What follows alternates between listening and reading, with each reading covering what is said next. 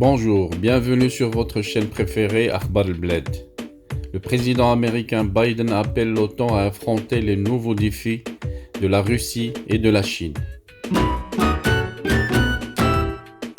Le président américain Joe Biden a appelé lundi les alliés de l'OTAN à affronter ensemble les nouveaux défis posés par la Chine et la Russie à son arrivée au siège de l'organisation pour un sommet. Il y a une prise de conscience croissante ces 2 dernières années que nous avons de nouveaux défis. Nous avons la Russie qui n'agit pas d'une manière conforme à ce que nous avions espéré et aussi la Chine, a-t-il estimé lors de son premier entretien avec le secrétaire général de l'OTAN, Jens Stoltenberg. Joe Biden a insisté sur la nécessité d'une plus grande coordination entre les alliés et a affirmé l'importance que représente l'Alliance pour les États-Unis. Je veux que ça soit clair, l'OTAN est d'une importance capitale pour nos intérêts. Si elle n'existait pas, nous devrions inventer ce qu'elle permet à l'Amérique de faire dans le monde, a-t-il déclaré dans un message en rupture complète avec les positions de son prédécesseur, Donald Trump.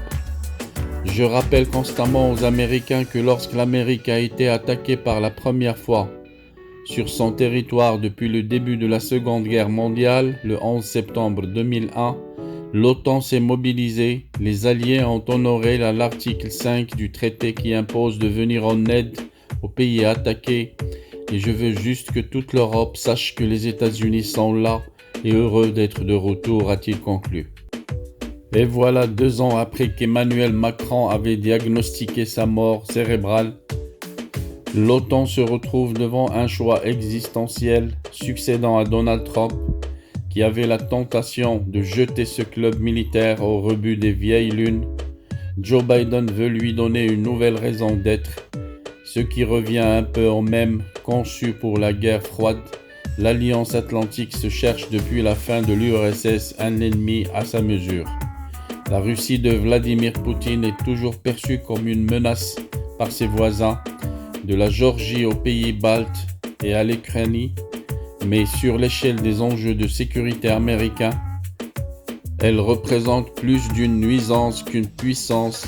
Si l'OTAN n'a pas d'autre objet, sa survie ne peut se justifier qu'au prix d'une forte réduction de voitures.